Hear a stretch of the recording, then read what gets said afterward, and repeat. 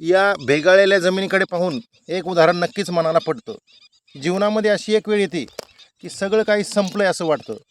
पण मित्रांनो, यावेळी जर तुम्ही थांबलात तर नक्कीच संपलेलं असणार आहे.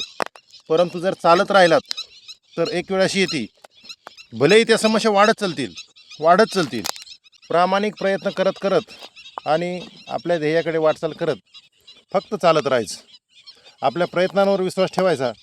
एक वेळ अशी येते की तुम्हाला समाधानाची, सुखाची, आनंदाची आणि यशाची हिरवळ दिसायला सुरुवात होते आणि मग तुमचा आत्मविश्वास आणखी वाढतो आणि तुम्ही असेच जर चालत राहिलात तर तुम्ही नक्कीच तुमच्या ध्येयापूर्तीकडे जाणार, हे मात्र नक्की आहे.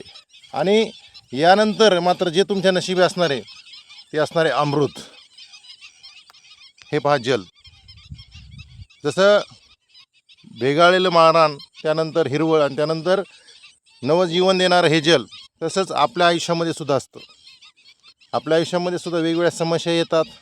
त्यामध्ये आपण जर सातत्याने ठाम राहून प्रामाणिकपणाने प्रयत्न करत राहिलो तर हळूहळू त्या समस्या सुटत जातात. एवढंच नाही तर आपण इतरांच्या जीवनातल्या समस्यासुद्धा सोडू शकतो, हे मात्र नक्की.